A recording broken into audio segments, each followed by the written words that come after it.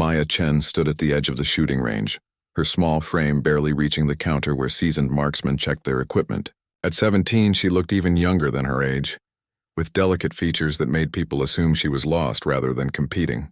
The veteran shooters glanced at her with mixture of confusion and amusement, whispering among themselves about the little girl who had somehow wandered into their world of precision and power. The morning air was crisp as Maya adjusted her borrowed rifle, running her fingers along the cold metal barrel. She had saved for months working at her uncle's hardware store to afford the entry fee for the regional shooting competition. Every dollar counted in her family, where her mother worked double shifts as a nurse and her father struggled with disability payments after his construction accident. Maya's passion for shooting had started innocently enough when her grandfather taught her to hunt rabbits on his farm.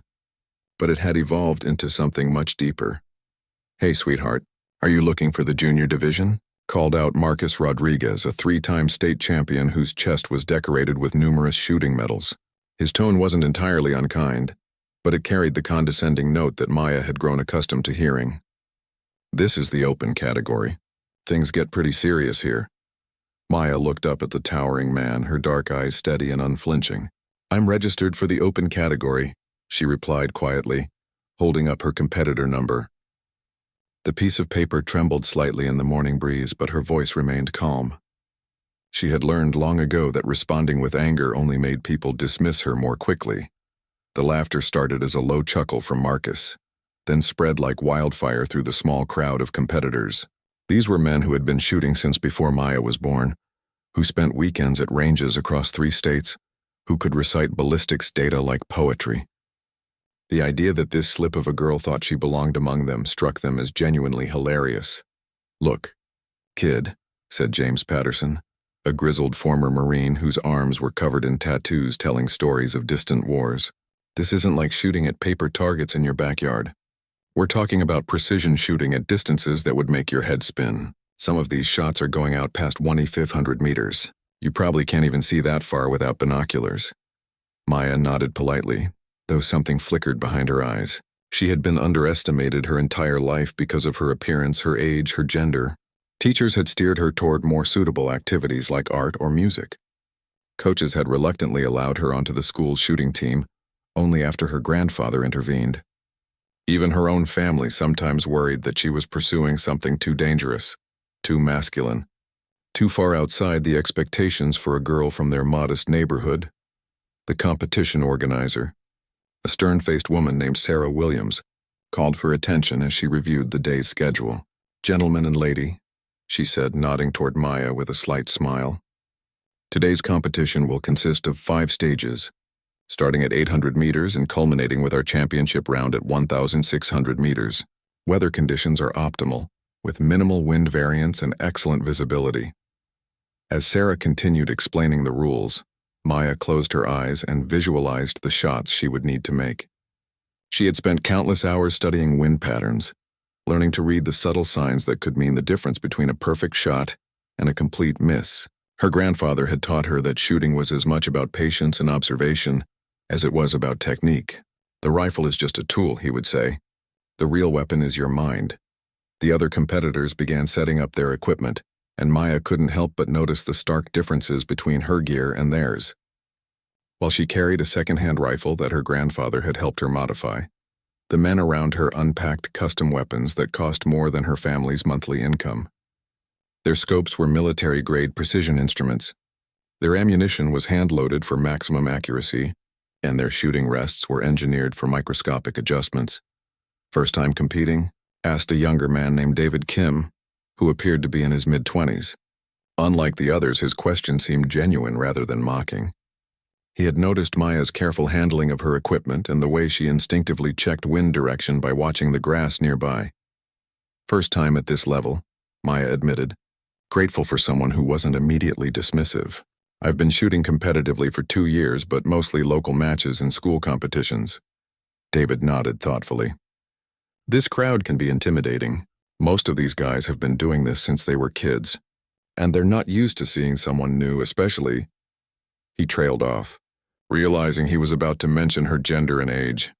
"Especially someone who looks like me," Maya finished with a wry smile. "I know. But my grandfather always said that assumptions are a shooter's worst enemy. They cloud your judgment and make you careless. As the morning progressed, Maya watched the other competitors complete their practice rounds. Their skill was undeniable. Each shot placed with the kind of precision that came from years of dedicated practice. Marcus Rodriguez consistently grouped his shots within inches of each other at 1,000 meters. James Patterson's technique was textbook perfect, his breathing controlled and his movements economical. These weren't weekend warriors or casual enthusiasts. They were serious competitors who had dedicated significant portions of their lives to mastering their craft. But Maya also noticed something else. Many of them had fallen into patterns, comfortable routines that worked well under normal conditions but might struggle with unexpected variables. They relied heavily on their expensive equipment and established techniques, sometimes missing subtle environmental factors that could affect their shots. Her grandfather had taught her to be adaptable, to read conditions that couldn't be measured by instruments, to trust instincts developed through patient observation. The first stage of competition was announced, and Maya felt her heart rate increase slightly. This was the moment she had been preparing for, the chance to prove that she belonged in this elite company.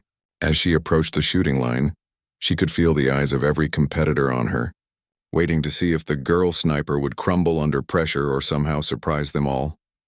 Maya took her position, adjusted her rifle, and began the mental calculations that would determine whether her dreams of competitive shooting would continue or end in disappointment.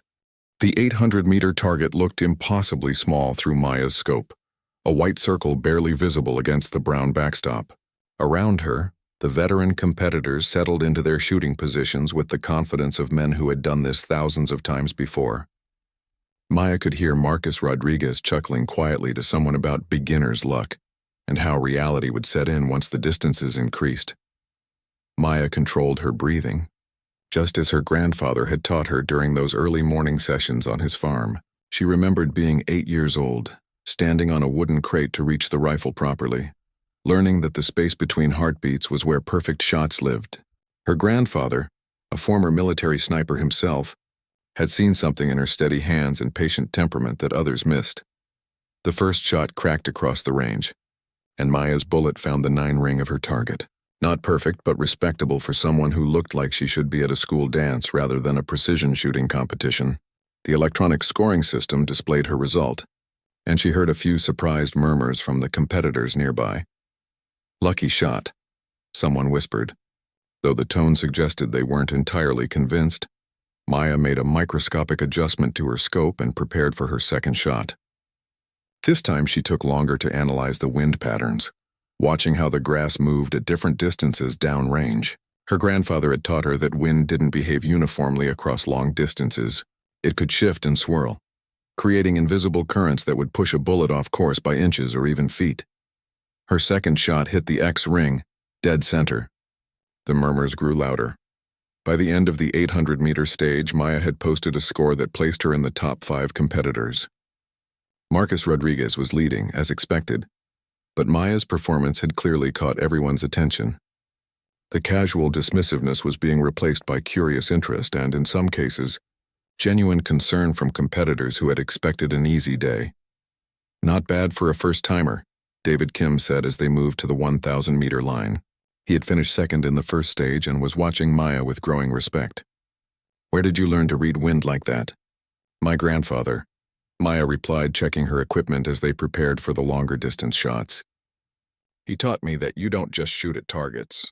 You shoot through conditions." The 1,000-meter stage presented new challenges. At this distance, even minor variables could cause significant deviations. The afternoon sun was creating heat mirages that made the targets appear to dance and shimmer. Most competitors relied on their sophisticated ballistics computers to calculate the necessary adjustments. Inputting data about temperature, humidity, and wind speed, Maya preferred a more intuitive approach. She watched the way light reflected off distant objects, observed how vegetation moved at various distances, and paid attention to the subtle feeling of air movement against her skin. Her grandfather had called it reading the invisible, understanding the environment in ways that went beyond instruments and calculations. James Patterson, the former Marine, was struggling with the changing conditions.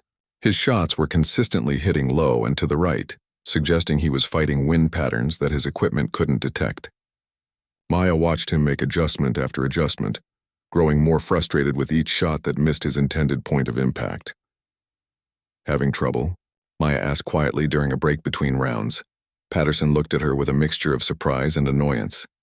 "Just working through some technical issues," he grumbled, not wanting to accept advice from someone he had dismissed hours earlier. Maya nodded politely and said nothing more. But she had noticed something Patterson was missing. The wind at the 800-meter mark was blowing from a slightly different angle than the wind at 1,000 meters, creating a subtle crosswind that would push bullets in an unexpected direction. Her shots were compensating for this variation while his were not. As the 1,000-meter stage progressed, Maya's performance became increasingly difficult to ignore. She was now tied for second place overall, trailing Marcus Rodriguez by only a few points.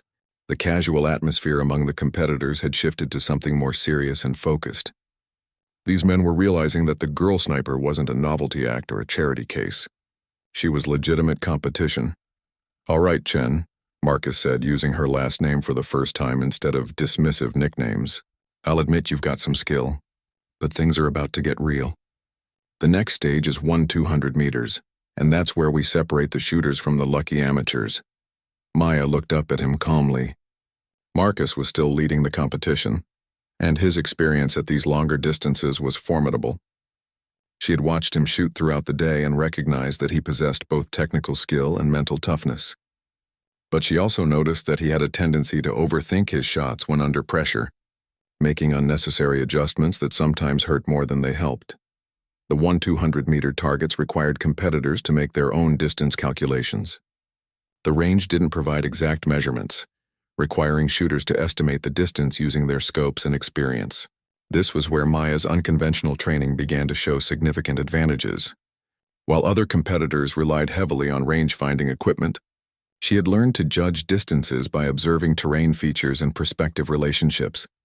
Her grandfather had made her practice this skill relentlessly during hunting trips. "Technology can fail," he would say. "Weather can interfere with your instruments. But your eyes and brain will always be available if you train them properly." Maya's first shot at 1,200 meters hit the center ring, and the assembled competitors fell silent. This wasn't beginner's luck anymore. This was consistent, high-level performance that demonstrated real skill and preparation. She had moved into second place overall, and Marcus Rodriguez was beginning to look concerned. "How is she doing that?"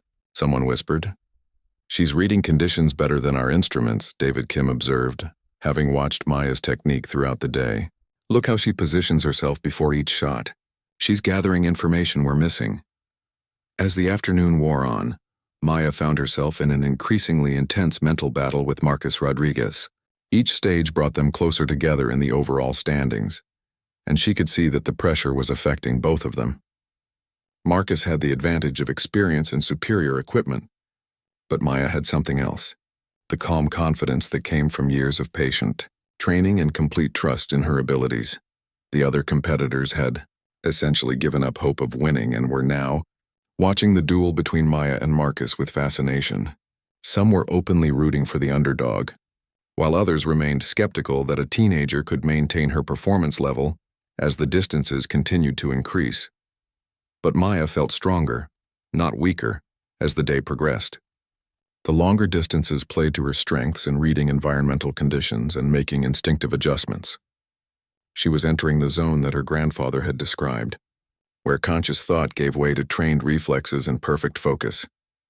The stage was set for the final two competitions, where the distances would test every shooter's absolute limits and determine whether the girl they had laughed at that morning would have the last laugh herself. The 1,600-meter line felt different from the earlier stages. Maya could sense the tension radiating from every competitor as they prepared for distances that would challenge even the most experienced shooters. At this range, targets appeared as tiny dots through even the most powerful scopes, and environmental factors became exponentially more critical. A slight miscalculation could send a bullet several feet off target. Marcus Rodriguez had regained his composure and was leading by 3 points going into the 1,600-meter stage. His equipment advantage was most pronounced at these extreme distances, where his custom rifle and military-grade scope provided clearer target acquisition than Maya's modified hunting rifle. But Maya had noticed something during the break between stages that gave her confidence. Marcus was beginning to overthink his shots. She had watched him spend nearly 10 minutes adjusting his scope for the 1,600-meter targets, constantly checking and rechecking his calculations. His breathing had become slightly irregular, and he was making more physical adjustments to his shooting position than necessary. Maya recognized these as signs of competitive pressure, the kind of mental tension that could cause even experienced shooters to make critical errors. Maya's approach remained the same as it had been all day. She settled into her shooting position naturally, taking time to observe wind patterns and heat signatures without obsessing over technical details. Her grandfather had taught her that at extreme distances, intuition became more important than calculation. "Trust your training and read the environment," he had always said. "The shot will tell you where it wants to go." The first competitor to shoot at 1,600 meters was James Patterson, the former Marine. His experience with military-style precision shooting had kept him competitive throughout the day, but the extreme distance revealed limitations in his equipment and technique. His first shot missed the target entirely, disappearing into the backstop somewhere to the left of his intended point of impact.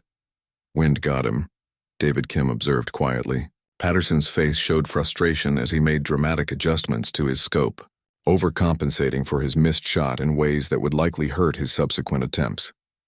Maya watched each competitor take their turn, studying how the bullets behaved at this extreme distance. She noticed that shots were consistently drifting more than expected, suggesting wind patterns that weren't obvious from the shooting line. Several competitors were struggling with what appeared to be a thermal updraft created by the sun, heating the ground between the 1,200 and 600-meter marks when Marcus Rodriguez stepped up to shoot. A hush fell over the assembled competitors. His reputation was built on performances at exactly these kinds of distances, and everyone expected him to demonstrate why he was considered one of the region's elite marksmen. Marcus took his time, checking his equipment repeatedly and making minute adjustments to his shooting position. His first shot hit the 7 ring, a decent result but not up to his usual standards. Maya could see his frustration as he prepared for his second attempt. The pressure of being challenged by a teenager was clearly affecting his normal routine, causing him to second-guess decisions that would typically be automatic. "Your turn, Chen," Marcus said as he finished his string of shots. His score at 1,600 meters was respectable but not exceptional, leaving the door open for Maya to take the overall lead if she could perform well at this extreme distance. Maya approached the shooting line with the same calm demeanor she had maintained throughout the day. She could feel the eyes of every competitor watching her, some hoping she would succeed and others expecting her to finally reveal the limitations of her unconventional approach. The whispered conversations had stopped entirely. Everyone was focused on seeing whether the girl sniper could maintain her performance at a distance that challenged even seasoned professionals. As Maya settled into her shooting position, she felt a familiar sense of calm descend over her. This was the mental state her grandfather had taught her to cultivate, where external pressure and distractions faded away, leaving only the shooter, the rifle, and the target. She had experienced this feeling during her best performances on her grandfather's farm, when everything seemed to flow together in perfect harmony. She observed the wind patterns carefully, noting how the grass moved at various distances and watching for heat mirages that could affect her point of aim. At 1,600 meters, she was shooting at the absolute limit of her rifle's effective range, requiring her to make significant adjustments for bullet drop and environmental factors. Maya's first shot felt perfect as it left the barrel. She had found that optimal moment between heartbeats when her body was completely still, and the rifle had discharged with the smooth precision she had trained for. Through her scope, she watched the bullet's impact on the target and saw it hit the 9 ring just outside the center. The assembled competitors stirred with excitement. Maya had matched or exceeded most of their performances at 1,600 meters, demonstrating that her success wasn't limited to the shorter distances where some had assumed she might have advantages. "Outstanding shot," David Kim said genuinely. He had become Maya's unofficial supporter throughout the day, recognizing that her performance represented something special in the world of competitive shooting. Maya prepared for her second shot, making a tiny adjustment based on what she had learned from her first attempt. The wind had shifted slightly, and she compensated by aiming a fraction to the left of her original point of aim. This shot hit the X ring dead center, earning an audible gasp from several competitors. By the end of the 1,600-meter stage, Maya had taken the overall lead in the competition. Her consistent performance across all distances, combined with her exceptional shooting at 1,600 meters, had put her ahead of Marcus Rodriguez for the first time all day. The veteran competitors who had laughed at her that morning were now treating her with genuine respect and, in some cases, barely concealed amazement. "How did you learn to shoot like that?" asked a competitor named Robert Hayes, who had been one of the most dismissive earlier in the day. "I've never seen anyone read wind conditions the way you do, especially not at these distances." Maya smiled politely but didn't reveal all of her grandfather's training secrets. She had learned that maintaining some mystery about her techniques could be psychologically advantageous in competitive situations. "Practice and patience," she replied simply. But the competition wasn't over. The final stage would be shot at 2,000 meters, a distance that pushed the limits of what was possible with standard hunting rifles. Many competitors would struggle to even hit the target at this range, and those who did would need exceptional skill and favorable conditions to achieve good scores. Maya checked her equipment carefully, knowing that the final stage would test everything she had learned about precision shooting. The pressure was intense now, with everyone aware that she was in position to win the entire competition. Marcus Rodriguez was only 2 points behind her, well within striking distance if she made any significant errors. As the afternoon sun began to cast longer shadows across the range, Maya prepared for the most challenging shots of her young competitive career. The 2,000-meter targets looked impossibly small, requiring perfect technique and ideal conditions to achieve successful hits.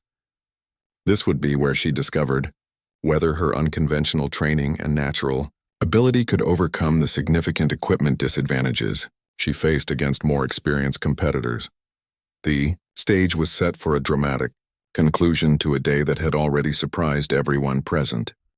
The 2,000-meter targets were barely visible even through the most powerful scopes, appearing as tiny specks against the distant backstop.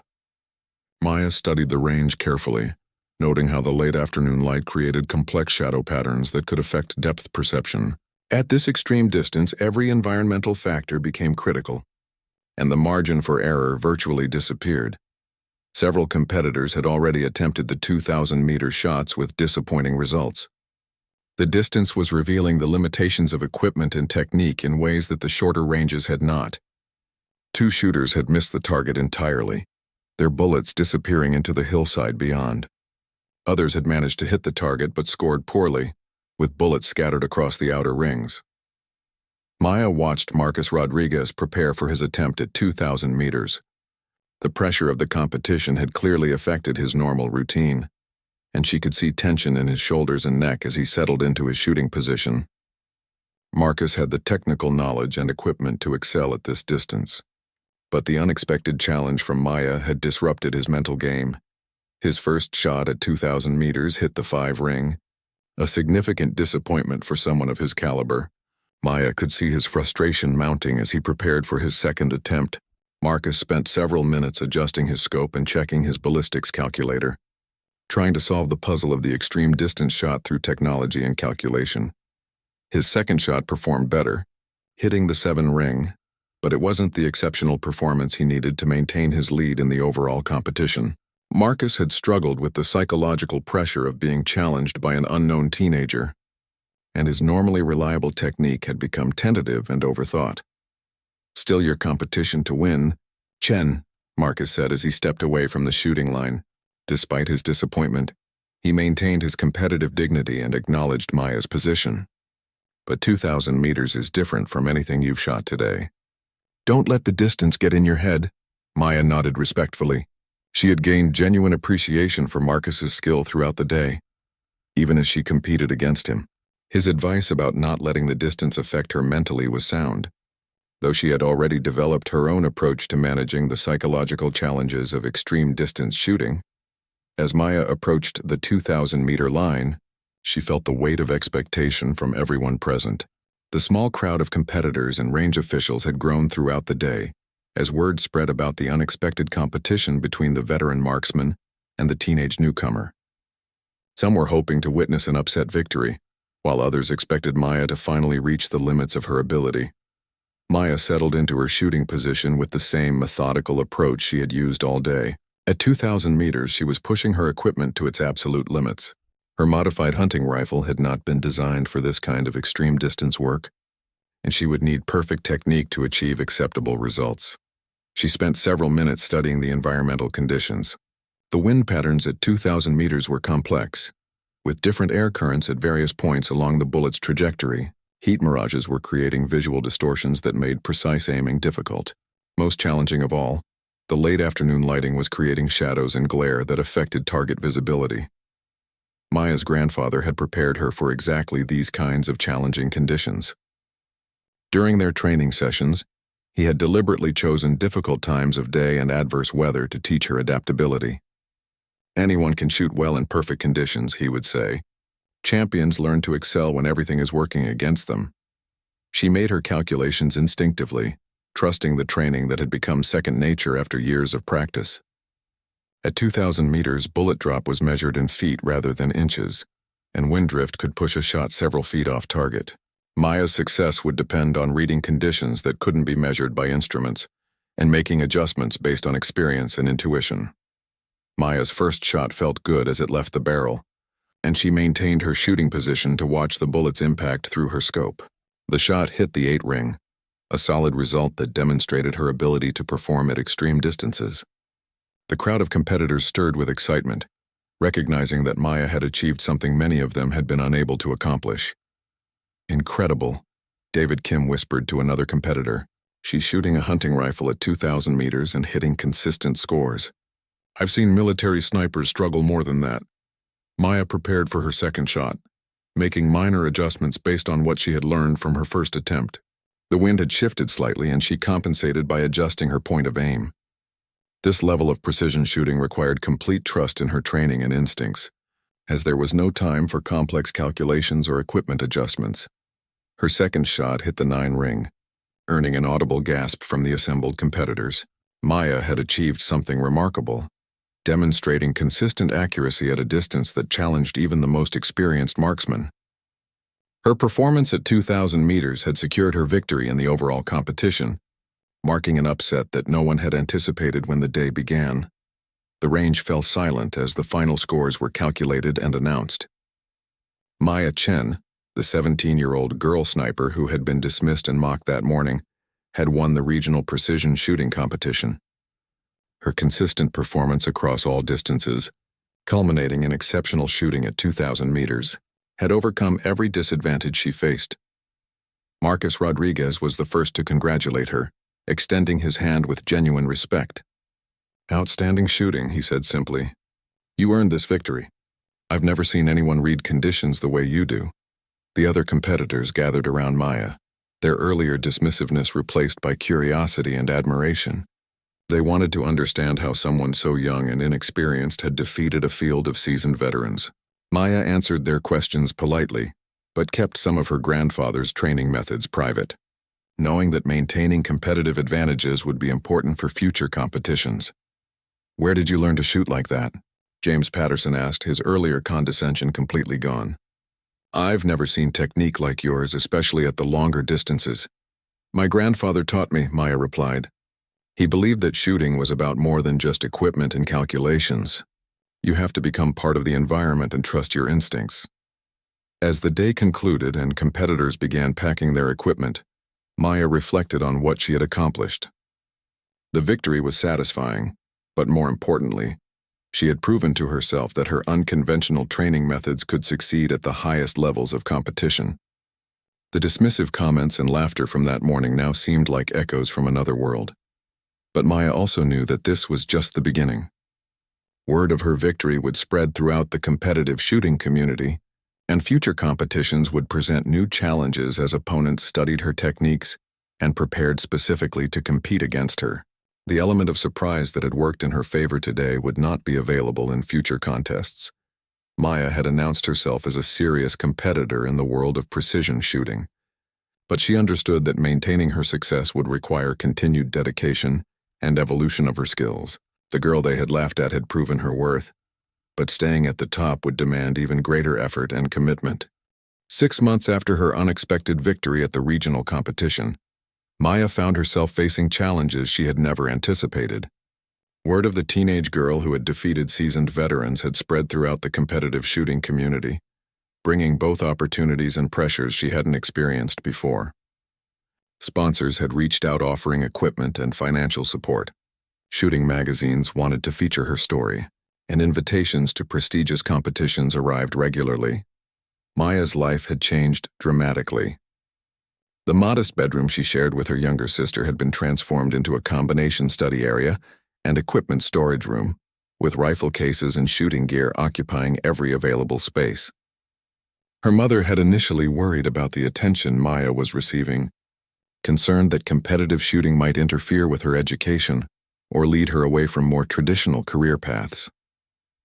But Maya's academic performance had actually improved since her competitive success. The discipline and focus required for precision shooting had enhanced her ability to concentrate on her studies, and the confidence gained from her victory had made her more assertive in class discussions and school activities. Her teachers noticed the change, commenting on her increased maturity and self-assurance.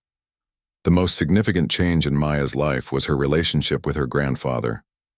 Their training sessions had evolved from casual family time into serious preparation for high-level competition. Her grandfather, whose own competitive career had been cut short by military service and family responsibilities, was experiencing a vicarious fulfillment through Maya's success that brought new energy to his retirement years. "The easy part is over," her grandfather told her during a practice session on his farm. They had set up targets at various distances, including some beyond 2,500 meters, to prepare for the increasingly challenging competitions Maya would face. "Now everyone knows who you are. They'll study your techniques, analyze your weaknesses, and prepare specifically to beat you." Maya understood the truth in his words. Her recent competition experiences had been markedly different from that first regional event. Competitors no longer dismissed her based on appearance or age. Instead, they watched her every move, trying to understand the methods that had made her successful. The psychological advantage of being underestimated was gone, replaced by the pressure of being a marked competitor. Her equipment had also undergone significant upgrades. A major rifle manufacturer had offered to sponsor Maya, providing her with a custom precision rifle designed specifically for extreme distance shooting.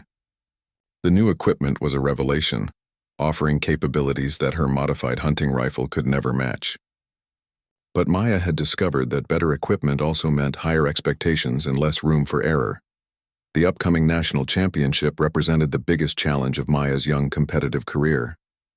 The field would include the country's elite marksmen, many of whom had been studying videos of her shooting technique and developing strategies to counter her unconventional approach.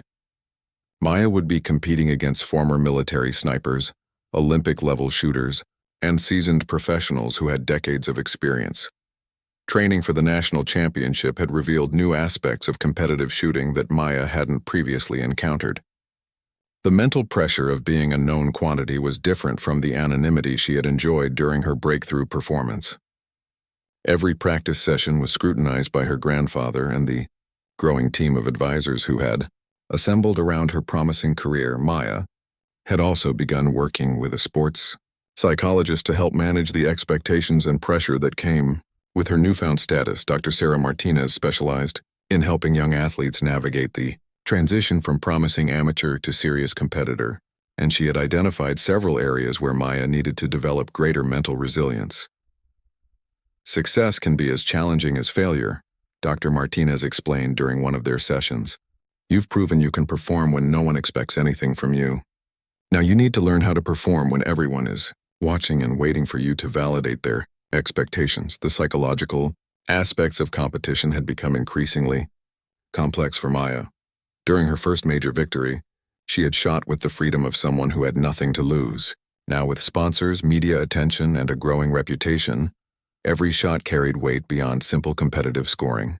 Poor performances were analyzed and critiqued, while good results were treated as confirmations of talent rather than achievements in themselves. Maya's preparation for the national championship had also revealed the depth of knowledge required to compete at the highest levels. She had begun studying ballistics in greater detail, learning about factors that she had previously handled through instinct and experience. Wind patterns, atmospheric pressure, temperature gradients, and humidity levels all affected bullet trajectory in ways that became more critical as distances increased. The national championship would feature stages at distances up to 2,800 meters, pushing the limits of what was possible with current technology and ammunition. At these extreme ranges, even minor environmental changes could cause significant point-of-impact shifts, requiring shooters to adapt quickly and accurately to changing conditions. Maya's training regimen had intensified accordingly. She spent hours each day practicing at various distances, working on consistency under different environmental conditions. Her grandfather had constructed additional shooting positions on his property, allowing her to practice from elevated positions, prone positions, and supported positions that might be required during competition. The social dynamics of her life had also changed. Many of her high school classmates now viewed her differently, some with admiration and others with confusion about her unusual hobby. Maya had learned to navigate questions about whether shooting was appropriate for young women, and she had become an inadvertent spokesperson for female participation in traditionally male-dominated sports. Dating had become complicated as well. Many teenage boys were intimidated by Maya's competitive success and the media attention she received. Others seemed interested primarily in her newfound fame rather than her personality. Maya had begun to appreciate the challenges faced by other young athletes who achieved early success in their chosen sports. Her family relationships had also evolved. Maya's parents were proud of her achievements but sometimes struggled to understand the demands of her competitive schedule. Her younger sister alternated between admiration and resentment of the attention Maya received. Family dinners now often revolved around competition schedules and training requirements rather than typical teenage concerns. As the national championship approached, Maya felt the weight of expectation from everyone around her. Her sponsors expected results that would validate their investment. The media wanted a compelling story that would justify their coverage. Her growing fan base hoped for performances that would inspire other young women to pursue competitive shooting. But Maya had learned to find strength in the same place she always had. The quiet moments on the shooting line when everything else faded away except the rifle, the target, and the shot. Her grandfather had taught her that external pressure was just noise, and that true competitors learned to find calm in the center of chaos. The national championship would test everything Maya had learned about competitive shooting and about herself. The national championship took place at a remote facility in Colorado, where the high altitude and mountain terrain created shooting conditions unlike anything Maya had previously experienced. The thin air at 7,000 feet above sea level affected bullet trajectory in ways that required significant adjustments to her normal calculations. Wind patterns in the mountains were unpredictable, shifting direction and intensity without warning. Maya arrived at the competition with her grandfather and a small support team that had grown around her promising career. The atmosphere was markedly different from her first regional competition. Professional photographers documented the arrival of competitors, media crews interviewed top contenders, and equipment vendors displayed the latest precision shooting technology. The field of 48 competitors represented the elite of American precision shooting. Maya recognized several faces from shooting magazines and competition websites, including multiple national champions and former military snipers, whose reputations had been built on battlefields around the world. At 18, Maya was by far the youngest competitor, and one of only 3 women in the field. The competition format was more complex than the regional events Maya had experienced. Shooters would compete over 3 days, with stages at distances ranging from 800 meters to a final championship round at 3,200 meters. The 3,200-meter distance was beyond anything Maya had attempted in competition, requiring her to push both her equipment and her skills into uncharted territory. Maya's first-day performance was solid but not exceptional. The altitude and mountain conditions affected her more than she had anticipated, and several shots that felt perfect ended up hitting lower on the target than expected. She finished the first day in 6th place overall, trailing the leaders by enough points to make the final day crucial for any chance of victory. "You're adjusting well," her grandfather told her that evening as they reviewed the day's performance. "Mountain shooting is different from anything we could practice at home. Tomorrow you'll have a better feel for the conditions." Maya spent the evening studying wind patterns and observing how the mountain terrain affected air currents. She had noticed that many competitors were struggling with the same environmental factors that had challenged her, suggesting that adaptability might be more important than pure technical skill in these conditions. The second day brought more consistent performance from Maya.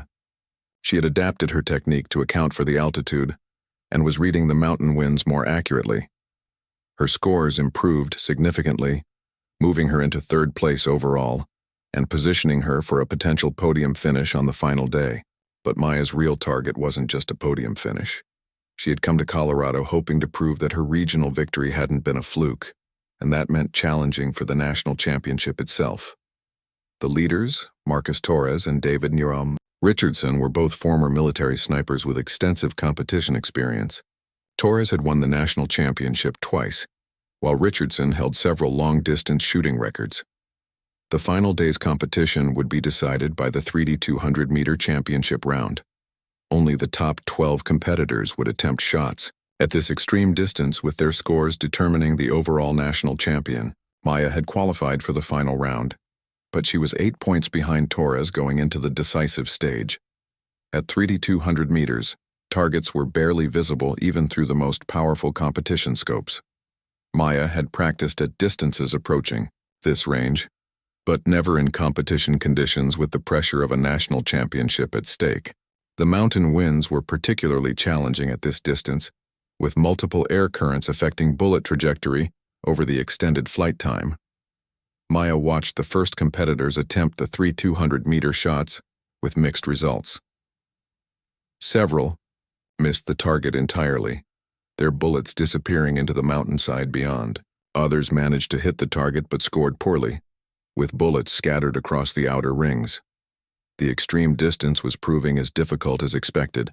Marcus Torres, shooting in the 11th position, produced the performance everyone expected from a two-time national champion. His shots were precise and consistent, hitting the 7 and 8 rings to build a commanding lead that would be difficult for Maya to overcome. The crowd of competitors and spectators applauded his effort, recognizing exceptional shooting under extremely challenging conditions. Maya was the final shooter in the championship round, a position that added psychological pressure to the already daunting technical challenge. She would need near-perfect performance at 3,200 meters to have any chance of winning the national title. The mathematical reality was stark. Anything less than exceptional shooting would leave her short of victory. As Maya settled into her shooting position for the final time, she felt a familiar calm descending over her. This was the mental state her grandfather had taught her to cultivate, where external pressure faded away and only the essential elements remained.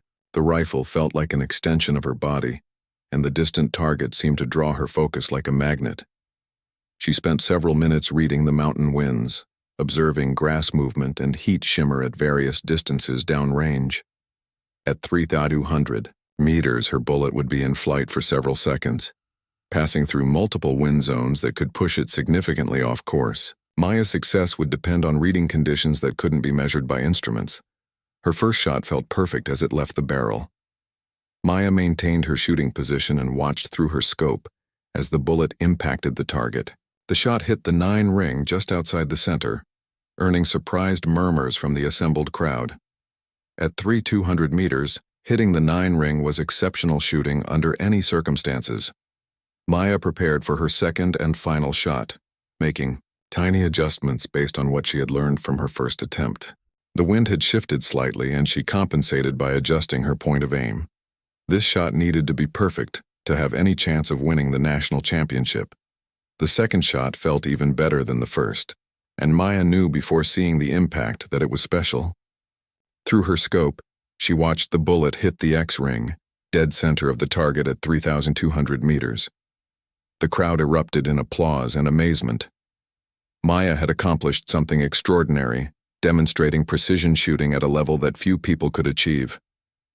When the final scores were calculated, Maya had won the national championship by a single point. Her exceptional performance at 3,200 meters had overcome the deficit she had carried into the final round. The girl who had been laughed at 18 months earlier was now the national champion, having set a new record for precision at 3,200 meters. The victory celebration was overwhelming. Media interviews, sponsor obligations, and congratulations from competitors filled the hours after Maya's triumph. But the moment she treasured most was the quiet conversation with her grandfather, who had tears in his eyes as he told her how proud he was of her achievement. Maya's journey from dismissed teenager to national champion had taken less than 2 years, but it had transformed her life completely. She had proven that unconventional training methods and natural talent could overcome traditional advantages, inspiring other young women to pursue competitive shooting. Her story had become a symbol of perseverance and the dangers of underestimating people based on appearance or expectations. As Maya looked toward future competitions and the possibility of international events, she understood that her greatest victory wasn't the national championship itself. It was the knowledge that she had remained true to her grandfather's teachings while achieving success at the highest levels of her sport. The laughter from that first regional competition seemed like a distant memory, replaced by the respect of peers and the satisfaction of proving that champions could emerge from the most unexpected places.